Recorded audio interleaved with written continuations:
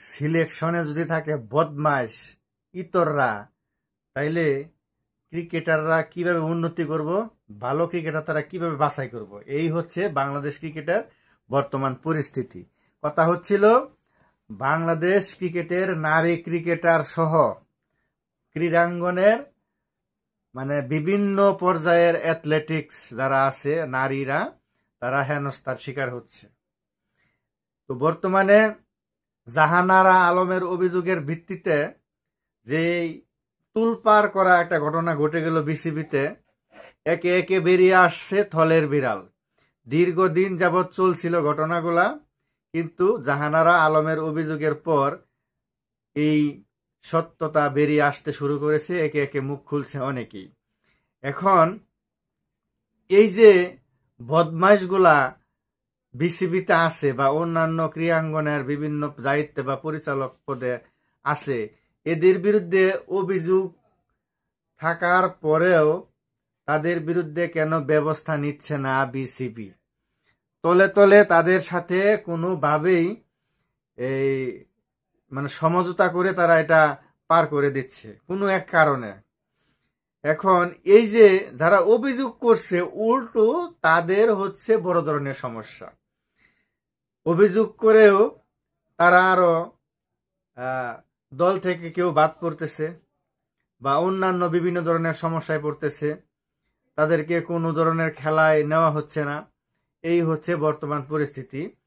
তো একের পর এক, এখন আগে জানতাম যে বিসিবিতে মহিলা দলের ক্রিকেটারদের উপর এক ধরনের মানসিক বা অন্যান্য যে মানে চাপগুলা ছিল সেইগুলো হতো। এখন আরো কিছু কিছু সাইটে আছে, যেমন অ্যাথলেটিক্স শুটার বা অন্যান্য সাইটে যারা আছে, তারাও এখন মুখ খুলতে শুরু করেছে আস্তে আস্তে। মানে থলের বিড়াল আস্তে আস্তে বেরিয়ে আসতে শুরু করেছে।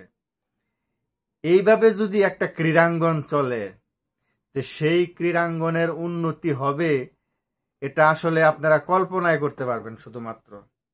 বাস্তবে যেটা কোনোদিনও সম্ভব না, এটা হবেও না। এখন এই যে এই সমস্ত ময়লা আবর্জনা দুর্গন্ধযুক্ত মানুষ যদি ক্রীড়াঙ্গন থেকে পরিষ্কার না করা হয়, তাহলে বাংলাদেশের ক্রীড়াঙ্গন ভবিষ্যতে তো দূরের কথা, বর্তমানে যেমন আছে ভবিষ্যতে এর চাইতেও খারাপ পরিস্থিতির দিকে যাবে। কারণ এরা কোনো সময় ক্রীড়াঙ্গনের ভালোর জন্য চায় না। এরা হচ্ছে লুবি, এরা হচ্ছে পাপী।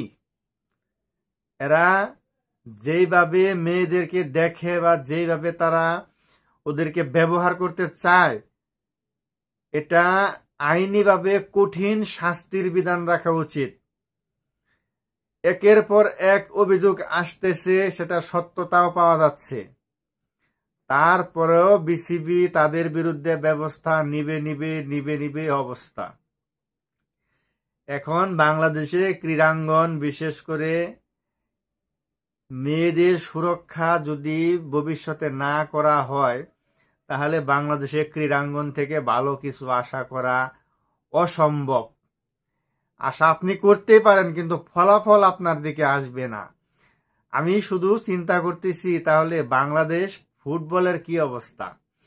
যদি মহিলা ফুটবল দলের দিকে একটু নজর দেওয়া যায়, তারা যদি ওইখানে একটু তদন্ত করে দেখে, তাহলে আমার মনে হয় এর থেকেও ভয়ঙ্কর কিছু বেরিয়ে আসতে পারে।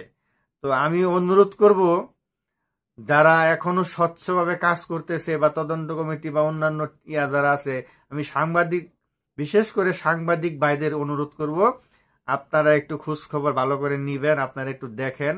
কারণ মহিলা ফুটবল দলের কিছুদিন আগে যে একটা অবস্থা চলে গেল, সেইখানেও আমার মনে হয় যে এই ধরনের হেনস্থার একটা ব্যাপার সেপার থাকতে পারে, আপনারা একটু দেখেন। আর এই যে বর্তমানে যে অভিযোগগুলা করছেন নারী ক্রিকেটার বা নারী অ্যাথলেটিক্স যারা আছে, তাদের অভিযোগের ভিত্তিতে কঠিন পদক্ষেপ নিতে হবে, তা না হলে বাংলাদেশের ক্রীড়াঙ্গনের উন্নতি কোনোভাবেই সম্ভব না।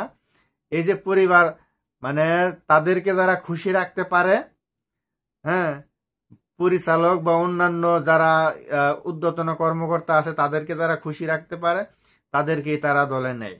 তার পারফরমেন্স তারা বিচার করে না, তাহলে আপনি উন্নতি আশা কিভাবে করেন?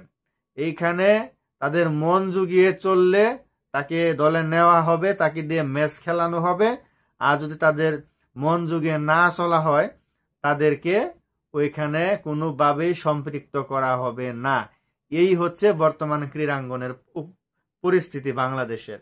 তো কঠিন বিচার করা হোক, কঠিন বিচার না করা হলে এরা কোনোদিন শুধরাবে না। কারণ অপরাধীকে অপরাধের যদি শাস্তি না দেওয়া হয়, তাহলে কোনোদিন সে শুধরানোর চেষ্টা করবে না। তো সবাইকে অনেক অনেক ধন্যবাদ এবং শুভেচ্ছা জানাই আমার এই ভিডিওটি পুরোটা দেখার জন্য।